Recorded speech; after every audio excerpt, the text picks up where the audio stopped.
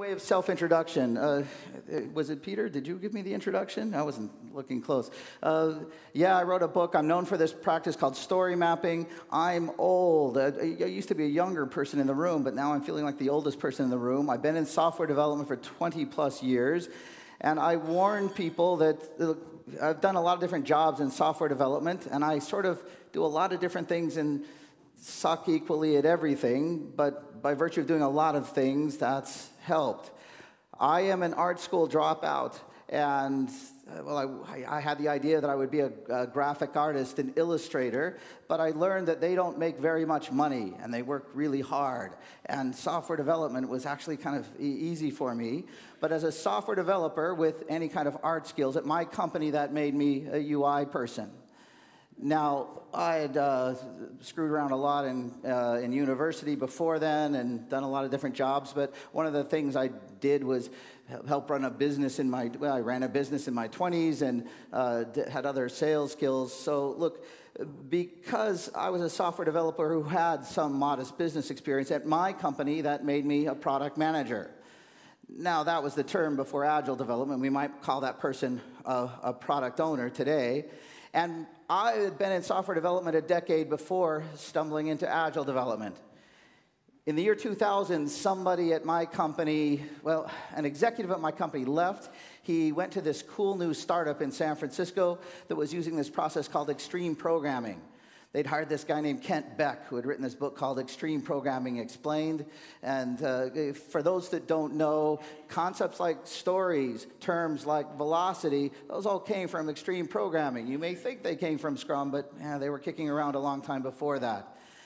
Now, so in theory, I learned the concept of stories from the guy who created it. But I'll tell you that I've hated Agile development since the very first day I encountered it.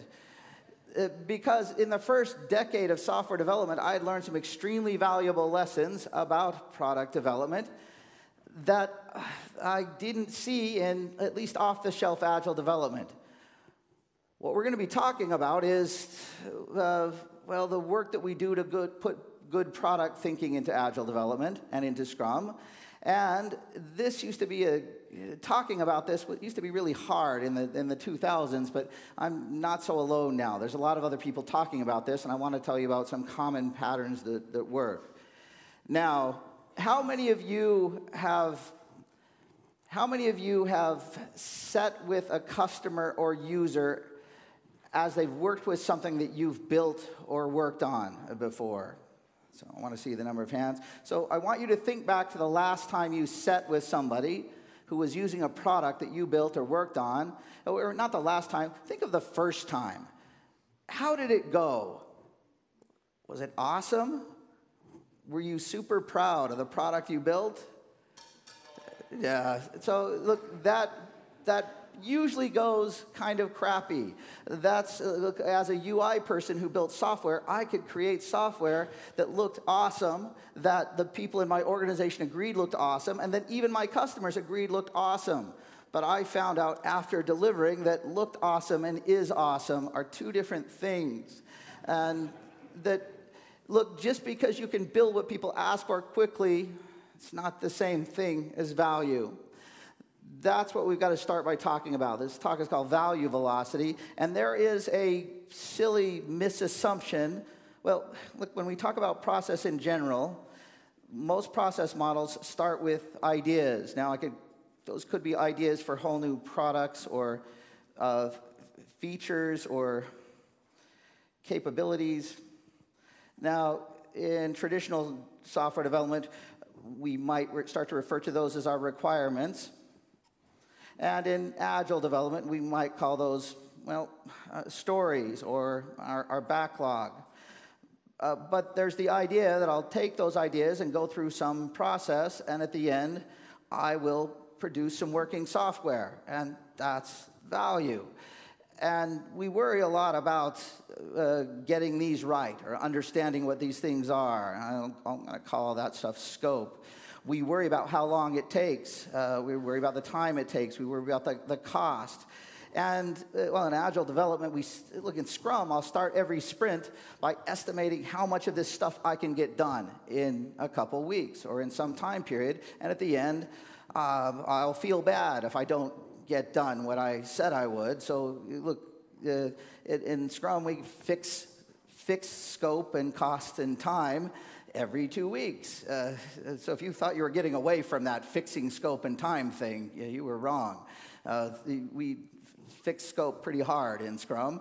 We try for a predictable delivery or predictable velocity, at least every couple weeks. But I learned very early on in software development that that is not what matters. What matters is what happens when things come out. Now, we deliver all this stuff, and look, it may have started by looking at the product we've got. It may have started by talking to people that use the product we've got and finding people that are unhappy and people that are worse than unhappy, that are mad, and maybe people that are confused or frustrated. That's where our ideas came from initially. And what we hope is true when we're done with this is that those people are happy now. But the annoying thing is, and the thing you've observed if you've done this at all, is that people aren't the same, and some people are less happy than other people, and some people there's just no pleasing. Now, when I think of a whole product model, for me, it always starts by looking at the world as it is now and shipping something into the world later. And this is what I hope happens. But if I draw the model this way, it looks like our job is making people happy. And I hear over and over about focusing on customers and users. And you might yourself talk about focusing on customers and users. And you might think for a minute it's about making them happy. But it's not. Look, the model starts back upstream with your business. And your business hopefully has some kind of vision about the kind of company it wants to be. Hopefully some sort of strategy about the way it'll get there. And maybe some metrics it pays close attention to. At minimum, it's got to pay attention to how much it spends and how much revenue it gets. And if those metrics are flat, that means people inside the organization are unhappy. Now, what's interesting is they are not customers or users. Their problems are not their problems. And look, you may have a product that's out there that has a low retention rate, or people to try it and abandon it, or it's hard to sell, or it doesn't get enough attention. I can guarantee your customers don't wake up every morning and say, gosh, I wonder how I can increase return on investment from that company. Their problems are not yours. And sometimes we can get a little confused about, am I solving their problems or our problems? And the answer is yes, you're solving both.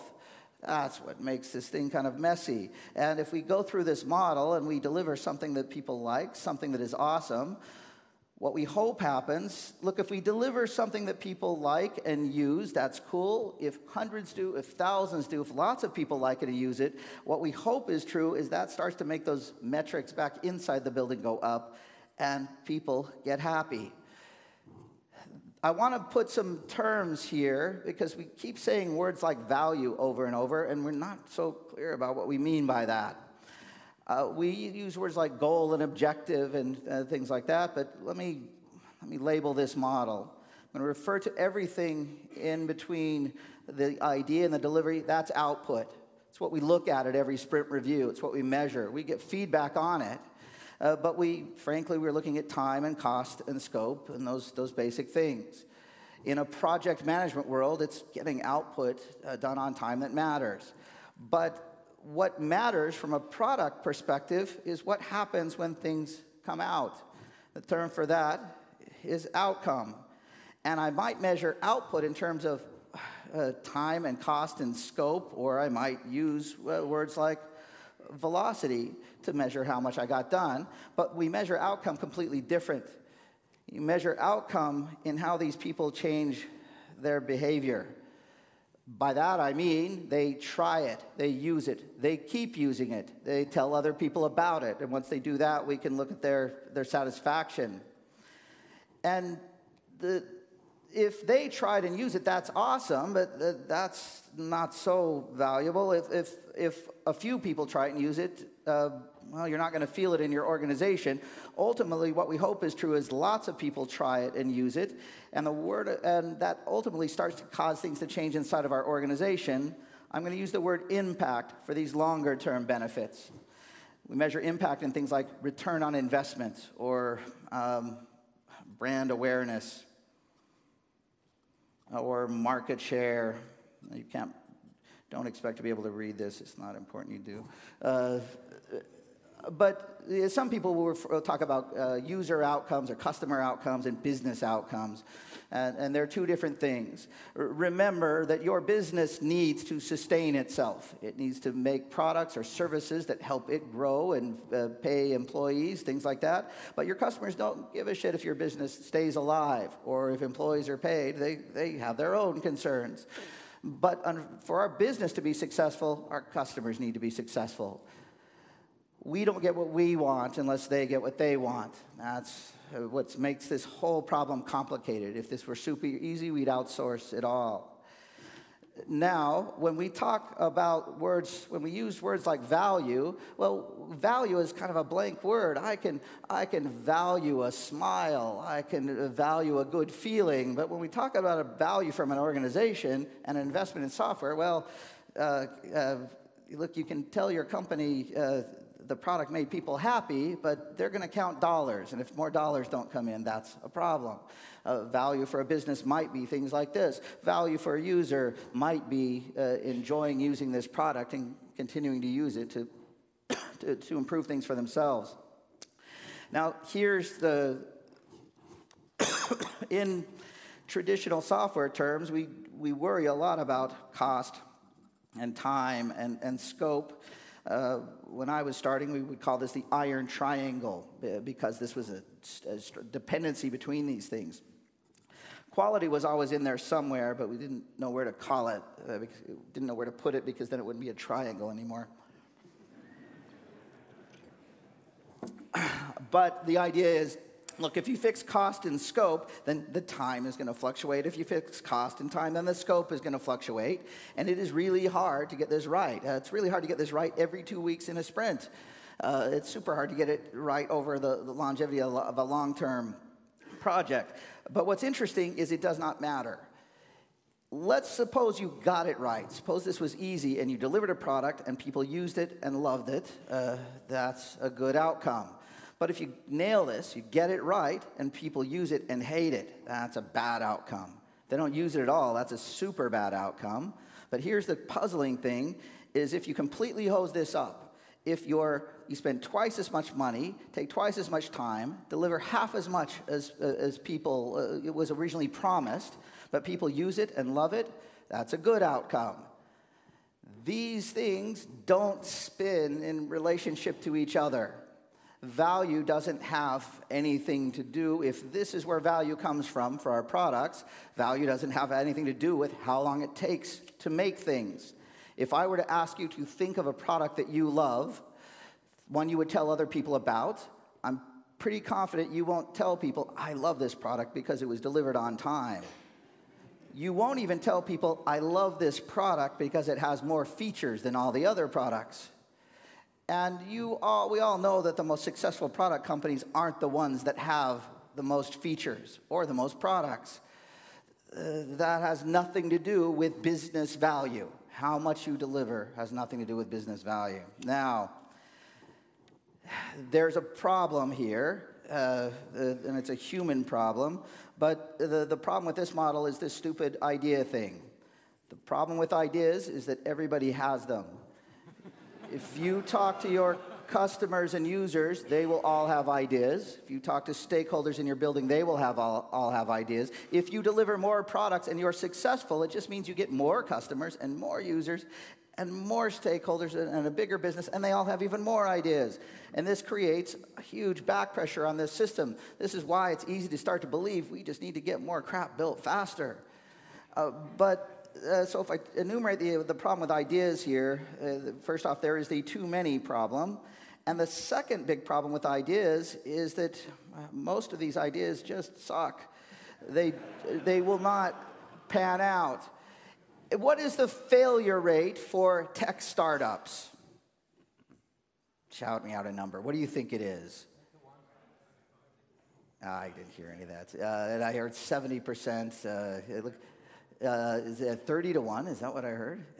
Look, the truth is, we don't know exactly. I've seen studies that put it as low as 80%. Some people will say 90%. And what that means is if you're launching a new product, starting a new tech company, the odds of your success are, 1 in 10, 1 in 5, but they are not good.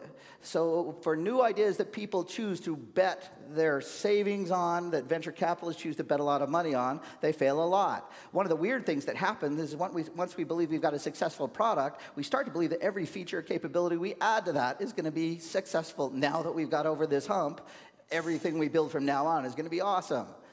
But it's not.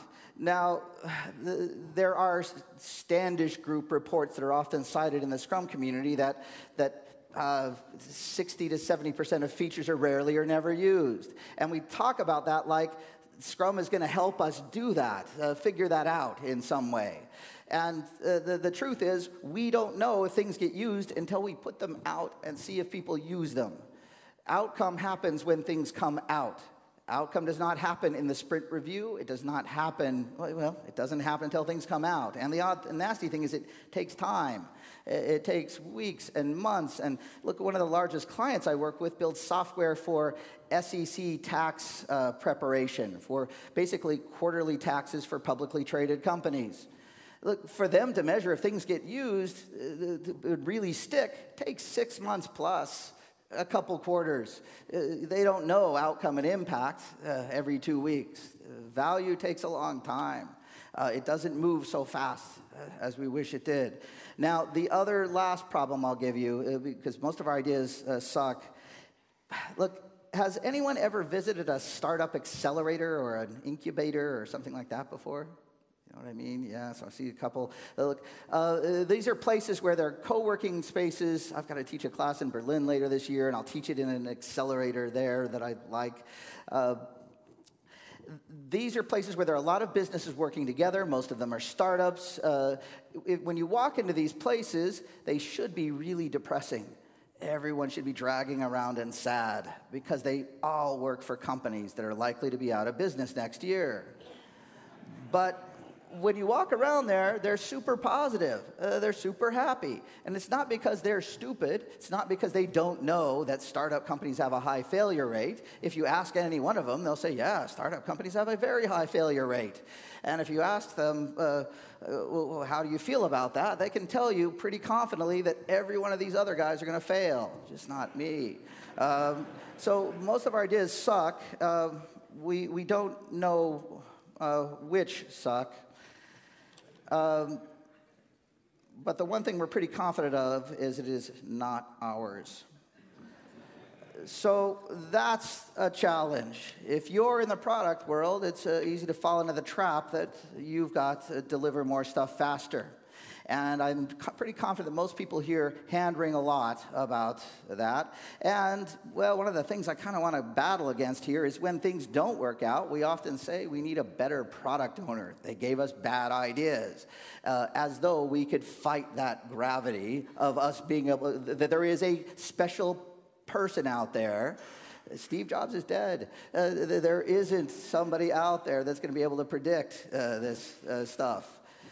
Now, I've got a question to ask, and this could go wrong. When did my talk start?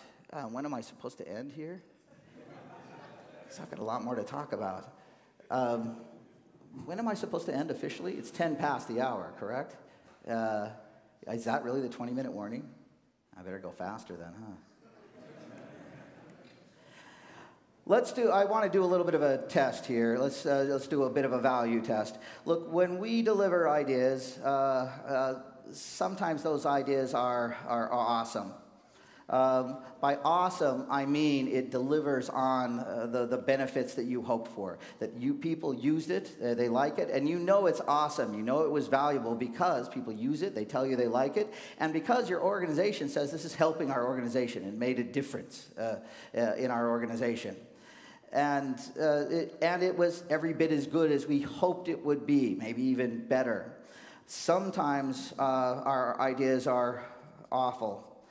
And by awful, I mean we deliver it, we know it sucks, everybody knows it sucks, everybody complains. We have to pull it back, we have to quickly fix it, we have to apologize, and in some cases we have to find somebody to fire. I want you to think about a feature or capability or something that you have participated in and helped deliver, something where you know what happened when things came out. If you've delivered something in the last little bit, I want you to stand up. How many people have worked for a company that has delivered something in the last 3 to 6 months? Really, is it that few? So, yeah, I want everybody to stand up. We're doing a little bit of a survey here. Okay, yeah, if you've participated on something and you've delivered something and you kind of have to know how it went, stand up. All right, this is how many people deliver software. By the way, this is a big deal. It used to be really hard to deliver software. I used to meet people that had worked for years and never seen anything deliver. So this is awesome.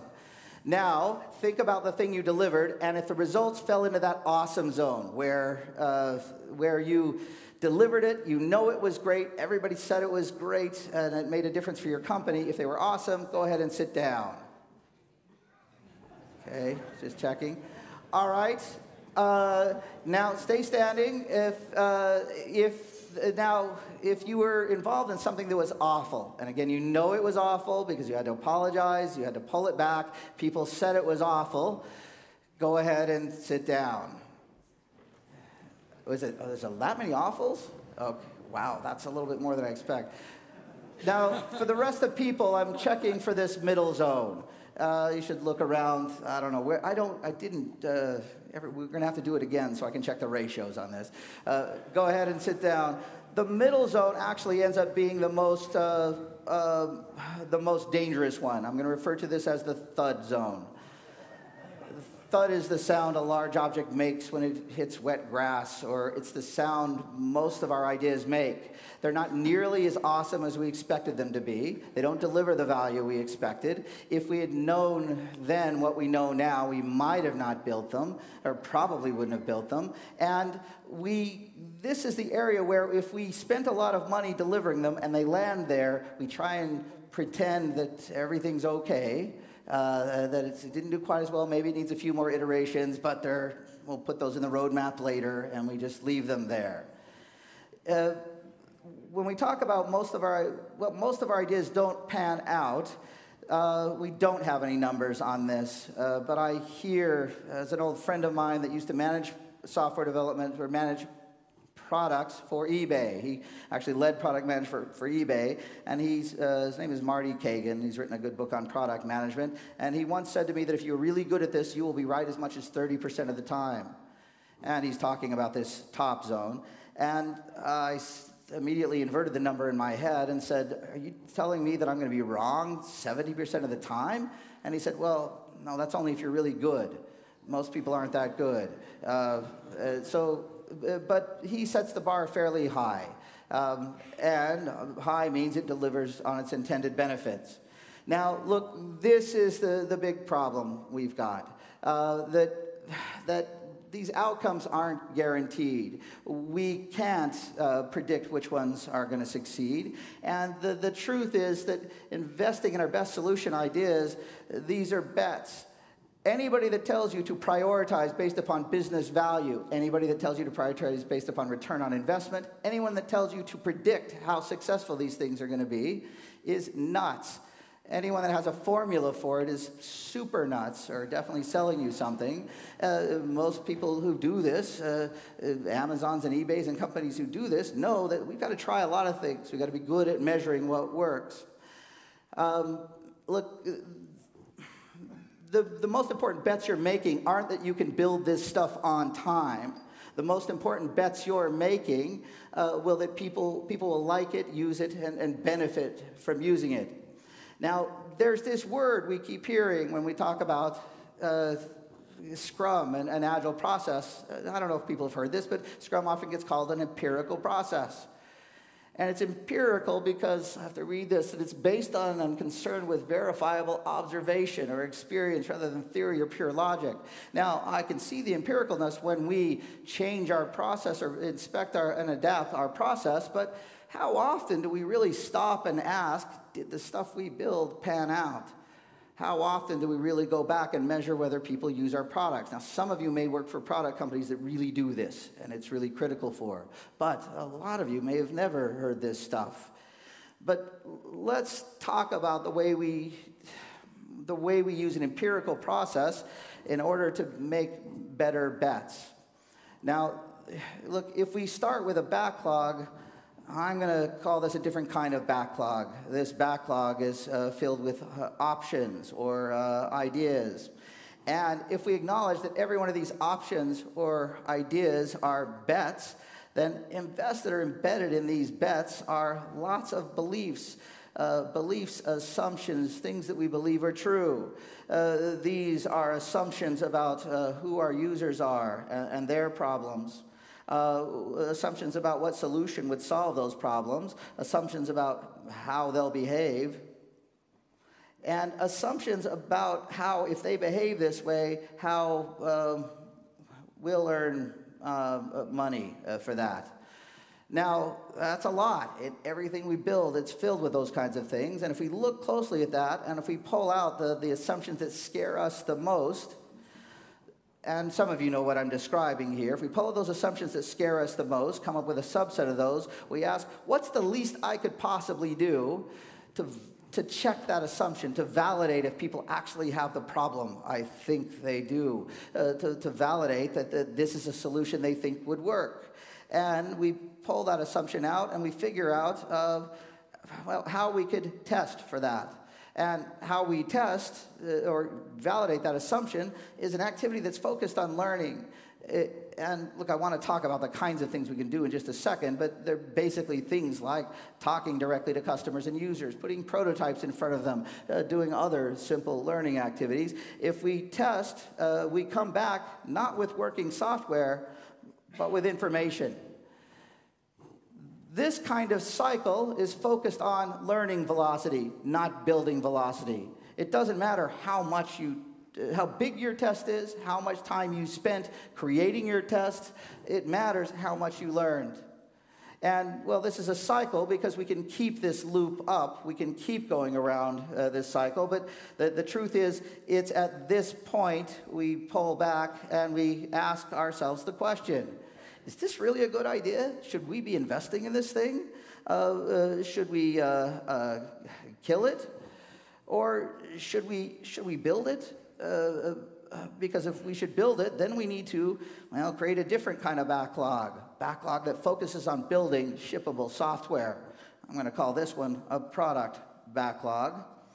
But most of the time we say, look, I still feel like there's a lot of risk here. We've got more to learn. And we go through that cycle of, this gets referred to as a build, measure, learn cycle, or a think, make, check cycle, where the goal is, every time around, the goal is information. We're doing this so that we can learn.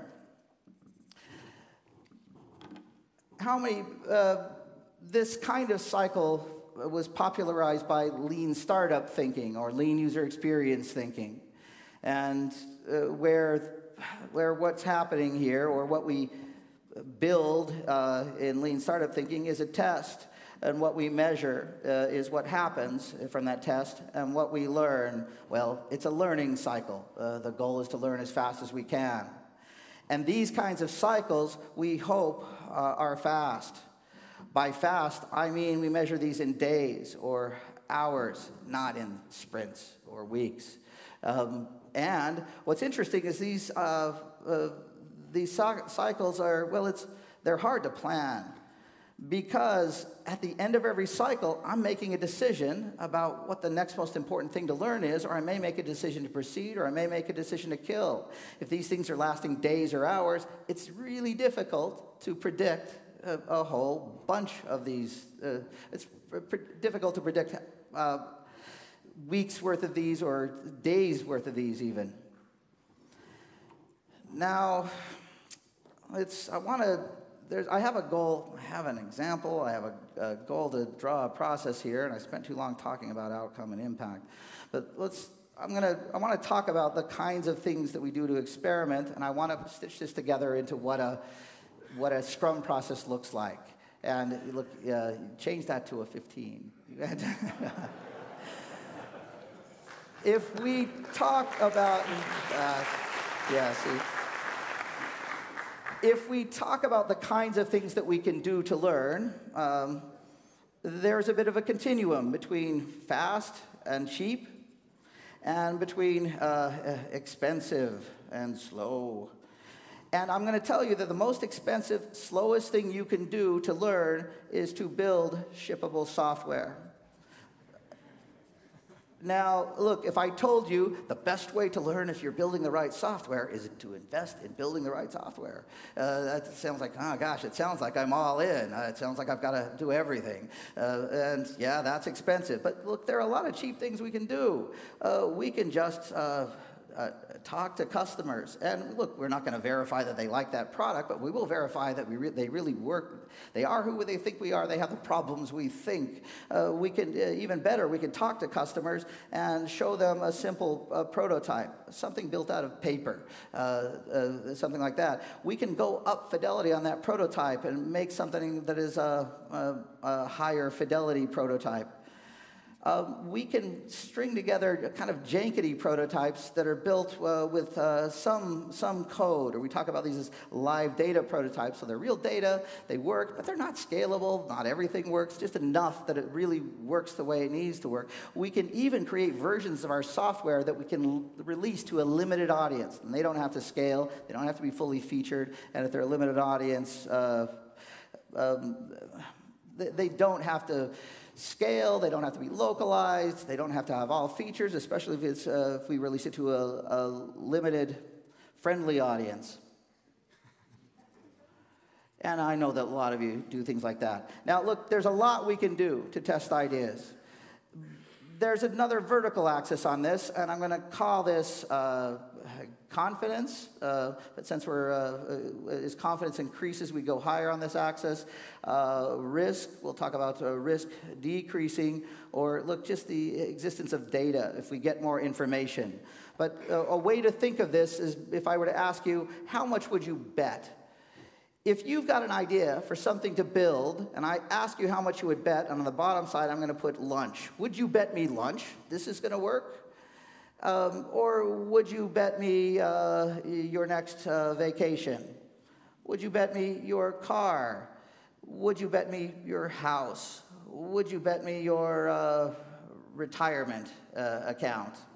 Now, if you are currently working on a product, and if someone would ask you, would you bet me your retirement, that it is going to pan out, you're going to get all the benefit you want, and you'd say no, and then you say, well, would you bet me lunch that it's going to pan out? You would say, well, okay, yeah, I'll bet you lunch that it's going to pan out. But if you are building potentially shippable software and lunch is the most you're willing to risk on it, I'm going to tell you that down here on this chart, this puts you in the stupid zone. This is the stupid and expensive zone. And if you are building something, but some companies overreact, they go into analysis and design paralysis, where we do talk to a lot of customers, we do rigorous design work, and when we've got something where customers are screaming, we know we've got a great idea, but hey, our process is we've got to do design work and research and a prototype and do some testing. If you are up here, but you would bet your house it's a good idea, this is also stupid, but it's wasting time. The only safe zone in this chart is sort of right up the middle, where we increase our investment with our confidence. What I'm telling you is what your definition of done is when you're focusing on a learning loop is you learn something. What you're focused on when your definition of done is actually shippable software is very different. But for a learning loop, it's data. And we try, when our focus is learning, we don't want to overspend on learning, so we try and figure out what is the least we could possibly do to learn. Now, if I stitch this stuff together, let me show one quick slide, then let's see if I can draw this in a process. Did you go back to 10? Yeah, you did. Good. Look, at the end of every learning loop, I don't show the prototype. At the end of every learning loop, and I want to show you a few pictures, we can show the prototype. That's interesting. That's cool. We can talk about how many customers we talk to. Also super cool. But the most important thing we do is ask what we learned. With organizations I work with, we'll talk about pointing out the deltas. We ask 2 questions. Oh, what were you wrong about? Look, you came into this believing these customers had these problems. What were you wrong about, or what were the busted myths? And then we ask, what's completely new? What didn't you know? And these are the completely new ideas that you didn't know before the test. Now, we can also ask, what did you prove? But that's not new information. If you expected customers had that problem, you went out and talked to them, and you find out, yep, they have that problem. Okay, that's good, but you already knew that, or at least you already believe that, and that's not new. That's why we ask about the deltas, or what's the difference between those things. That's, for us and companies I'm working with, that's part of the definition of done for these types, well, for a learning cycle. Now, when we string this stuff together, when we acknowledge that we've got 2 kinds of activities, we acknowledge we've got development, and in development we focus on velocity, of course, but that's development velocity. We worry about the time and the quality. Let's call this predictability. And the quality, we want it to be shippable. But we've got this other work I'm going to refer to as discovery work. And discovery work is about learning. And velocity here means how fast can you learn? And since it's unpredictable, the way we control this is we time box. Anybody ever heard of the old XP term? Oh, crap, it just left my head. Spike. Yes, why would that leave my head? Look. A spike is a time box learning activity. And we do this so that we can learn. And you see people go a little bit crazy in spikes because they're not so clear about what they're going to learn. You see them finish the time box and not really share what they've learned. And doing this, checking deltas on things is a useful way to time box a spike. Now, the problem is that if we've got a healthy process, if we are concerned with delivering value, we know we've got to learn fast and we've got to build fast. We know if building fast alone isn't going to guarantee value. We know that learning fast alone doesn't, you don't get outcome unless things come out. We've got to do both. When we put these things together in the same process, we end up with a weird, jankety hybrid where we pull ideas out. We go through learning cycles where we learn something, and we may go through a few cycles. And one of the things that happens is we might throw something out. We might trash it or throw it away, and that's good because most ideas don't pan out, and if we can trash them here, that is awesome. And if we trash something, then we can pull something down again and do more cycles. But look, at some point in time, we decide we really need to invest or fully invest into predictable high-quality software, and that's the point that we can drop these into, well, what start to feel a little bit longer, like 2-week sprints. Now, you draw it like this, it looks a little waterfall-y, but look, if we know that teams that work on products have to be doing this and this, it means that while you were doing this, we were working on delivering other stuff, and once you get done doing discovery work on one thing, it means that you've got to pick up the next thing. And we keep this cycle up of discovery and delivery. Now, one of the things that will confound me sometimes is that in Scrum, we just talk about this. And we assume that everything is ready and worth investing in, and we focus on that, and then we leave the product manager with all those problems. And we make them work alone to do it. But in successful product teams, I see organizations, I'm still going to ignore you, man. In successful product organizations, they start to recognize that this is everybody's job, that we involve developers and others in face-to-face interviews and discussions with customers. Now, product people are there, but we pull them into interviews. We pull them into direct observations. I love this quote. This is my friend Sharif Mansour. He is a product manager at Atlassian. I first met him. He worked on the Confluence team. Now he's responsible for cloud-based stuff. But his rule of thumb at Atlassian is, I do not do customer interviews without having a developer in the room. The number of light bulb moments, the empathy gained, it's phenomenal.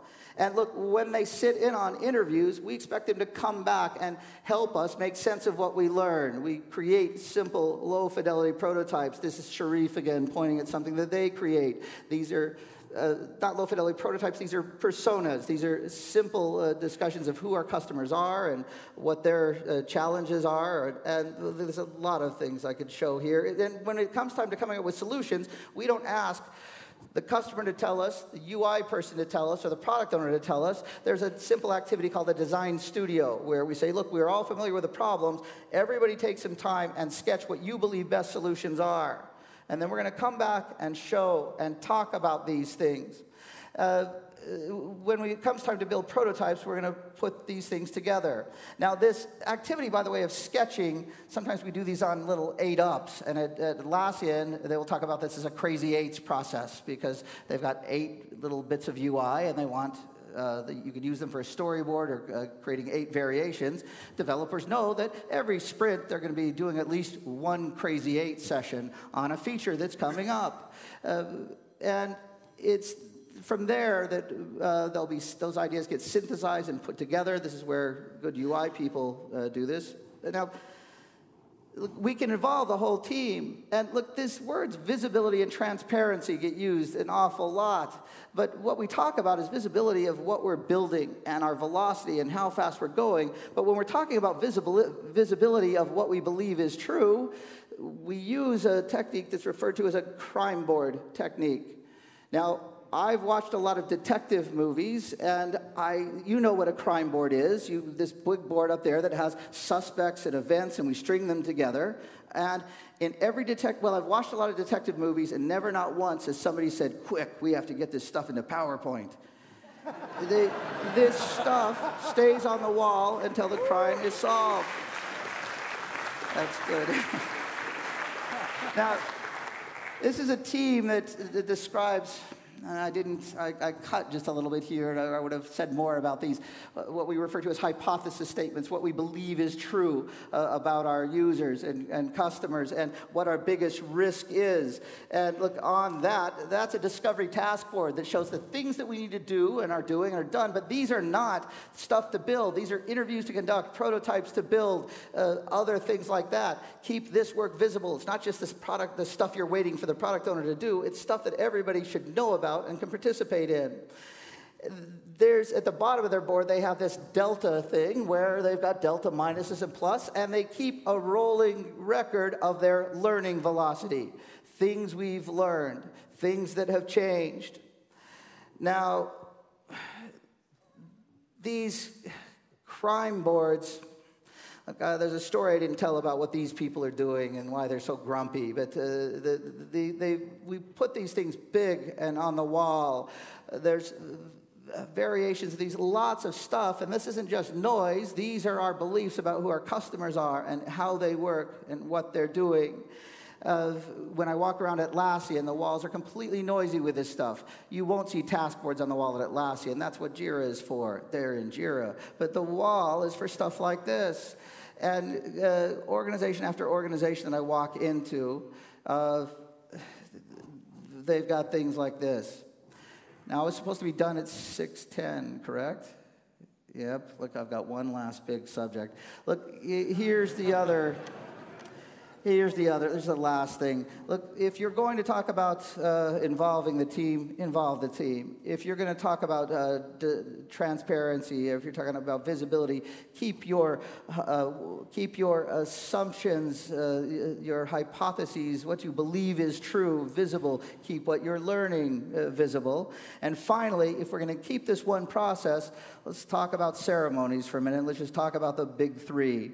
If we talk about sprint planning, if we talk about our daily stand-up or our daily scrum, and if we talk about sprint review, I'm going to tell you that from now on, in your sprint planning, you need to start by talking about discovery.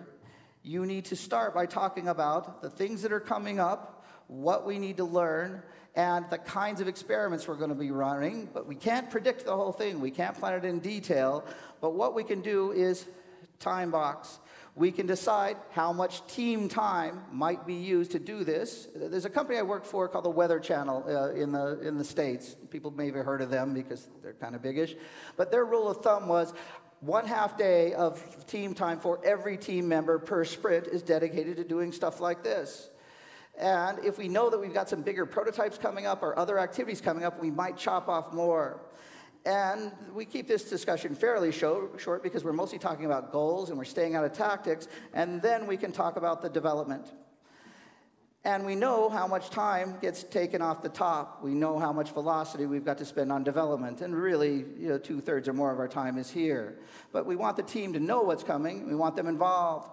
Every day in the daily stand-up, I'm going to tell you should start by talking about development, but make this kind of 2 back-to-back meetings. There's sort of 2 different time horizons, and it screws with people's heads when you talk about, when you mix discussions about discovery and development.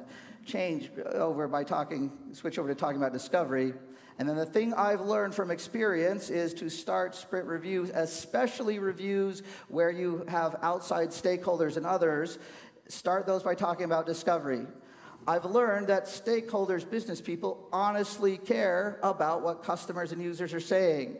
They honestly want to know what our plans are. They honestly want to know what we've done and what we've learned. I've also learned the last time I want stakeholder feedback is after I've built production software. Get their feedback first, and then talk about development. Funny things happen when by the time you're talking about development and they see what you built this last sprint, it's what they expected. They saw prototypes of it a sprint or 2 ago. They're saying, great, glad you're getting to that. No surprises here. That's pretty cool. Let's end with a little bit of punchline here. Well, actually, there's one picture I can draw quickly. Once you start to get this idea that we have discovery work and development work, once you say that this is a whole team job, we start to tolerate what I'll call ebb and flow, where a lot of our velocity might be focused on development sometimes, but it might flow up to discovery sometimes, and it might go up and down. Look, if the only thing we pay attention to is development, the only thing we talk about in stand-ups, in reviews, the only thing we show on the wall is delivery, if we invest in discovery, it looks like our velocity is really unpredictable. If we talk about both, then it starts to be a first-class activity. At companies like Atlassian, for instance, that's the way I see things going. So look, when we talk about getting value fast, it isn't just shipping more crap faster. The faster you ship crap, the more crap you get. It's this combination of learning fast and making fast that gets value fast. Look, expose your bets, expose your beliefs about who is using your product and why and what your assumptions are, and invest in these learning activities. And don't just make it the work those other people do and hand off to the team. The teams should be involved, and look, for them to really take ownership of the output they're making, they need to understand the outcome they're striving for and be able to celebrate it when they get it. That's what I need to talk about. I'm 8 minutes over and with no time for questions. Thank you very much for listening to all this stuff.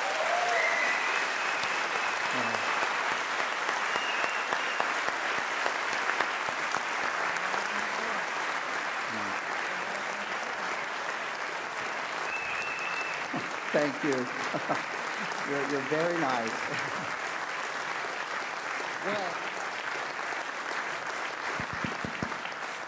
Well, Jeff, thanks a lot for putting your heart in this speech, for putting your heart in the trainings where you do this great stuff, for putting your heart into your great book where I have the feeling when I read it, you're sitting in front of me and explaining everything in the style you did. That's because a lot of the book was taken from transcriptions of talking. So by the way, that's a secret. I see. Thanks a lot. Thank you. So, maybe we have two. Time for 2 questions. Yeah. It's a lot of pressure. It makes them have to be really good. You got to get their questions right the first time. There's no iteration here. What could you possibly ask after that, too? Nobody? What question should we be asking that we are not asking? To who? To me? There's one thing we need to know that we're not asking about. What would that be? You're asking me to come up with a question to ask, aren't you? I suspect a lot of people might be listening to this stuff and saying, oh, this is all interesting, but I have a lot of pressure to deliver a lot of crap on time. I don't have any time to talk to customers. I don't know who they are, and I'm pretty sure the people that ask me to build this stuff don't either. Maybe the question that I'd be wondering if I were you is, why is any of this stuff relevant? If there were one... I can't think of a question to ask, but I can think of a recommendation to give. If I were you, one thing I'd suggest you all do is sit down and use your own product, and even better, sit with somebody who does use your own product and see how it goes.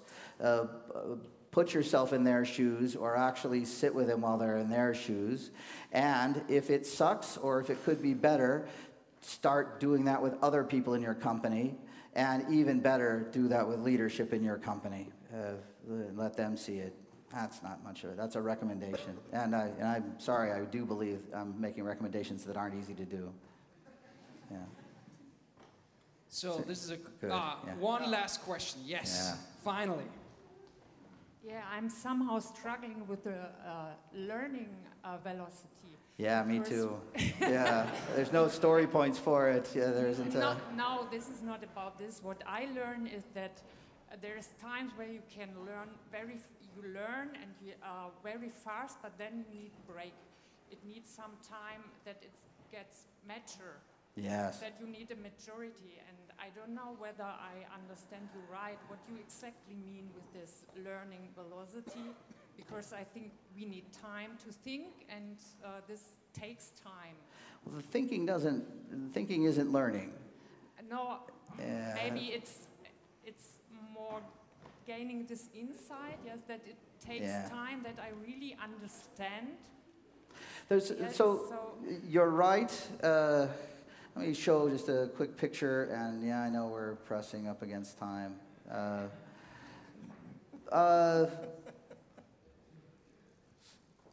There's a wall I'll show. These people were a U.S. company called CarMax, and on that wall are a list of running experiments and data they've got. Sometimes their last best experiments are actually things they put into released to a small limited audience, and they do let those run. Those they actually gather data on, and those take weeks. However, when it comes to most of the early assumptions we make are beliefs about who the people using our product are and how they work and things like that. And one of the things I commonly do is run something called a Discovery Immersion. We'll put people in. I did this with Atlassian actually earlier this year, and I do this to help new Atlassian people. They bring a problem in that they're really solving. I have them kind of articulate what they believe, and then if they bring them in on Monday, I ask them to talk to customers on Tuesday and learn something, and only a few. And then right away from talking to a few, they start to change how they believe things, and then they talk to customers on Wednesday, and then again on Thursday. And at the end of doing this for 5 days, I remember working with an organization where the guy in charge of user experience said, we're doing highs and lows for the week, and we asked, what was the worst thing about this week? What was the best thing about this week? His worst thing was being asked to talk to customers with too little preparation. And his high for the week was being asked to talk to customers with so little preparation. His takeaway was, my God, we've been taking way too much time preparing to talk to customers. Short conversations with just a few people changes our mindset right away. And when we talk about increasing learning velocity, we increase the frequency of getting out and learning. And I find that most organizations just take a long time to do it. And that's what we're focusing on with the companies I work with. See, this is why even 2 questions is too long. You guys have to wind up. Thank you guys very much for Thanks, being here. Cool.